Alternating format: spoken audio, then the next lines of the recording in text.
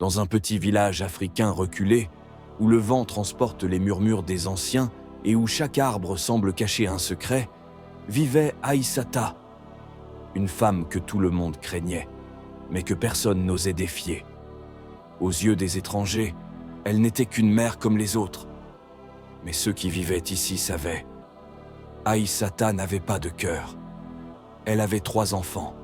Salia, une fillette douce comme l'eau de pluie. Moussa, son grand frère protecteur. Et Bemba, le plus jeune, qui riait toujours même dans la misère. Leur père était mort mystérieusement. Et depuis ce jour, la maison d'Aïssata était devenue un lieu d'ombre et de silence. Chaque nuit, on entendait des incantations étouffées derrière ces murs, et parfois, des pleurs. Les voisins murmuraient qu'elle avait fait un pacte avec les esprits pour obtenir richesse et pouvoir. Un soir, alors que la lune pleine baignait le village d'une lumière froide, Aïssata appela ses enfants dans la cour.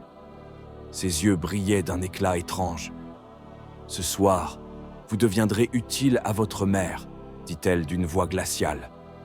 Elle sortit une calebasse remplie d'un liquide noir et leur ordonna de boire. Salia tremblait, Moussa fronçait les sourcils, Bemba recula. Mais Aïssata s'approcha, les forçant un à un. En quelques minutes, leurs corps devinrent lourds, leurs yeux se voilèrent. Elle les emmena jusqu'à un vieux fromager au bord du village, là où, disait-on, les ancêtres venaient réclamer leurs dettes. Sous l'arbre, un cercle était tracé avec du sang séché. Au centre, une jarre en argile fumait doucement.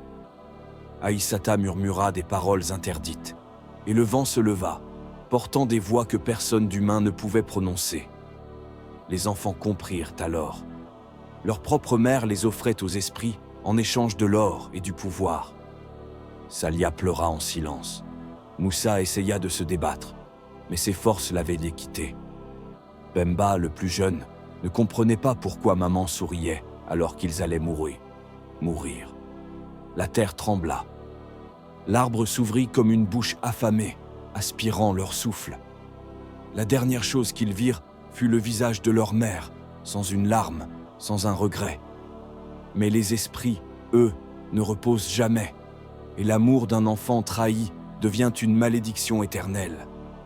Les nuits suivantes, les habitants du village entendirent des rires d'enfants près du vieux fromager et virent l'ombre d'Aïssata errer comme une âme perdue, hurlant qu'on lui rende son âme.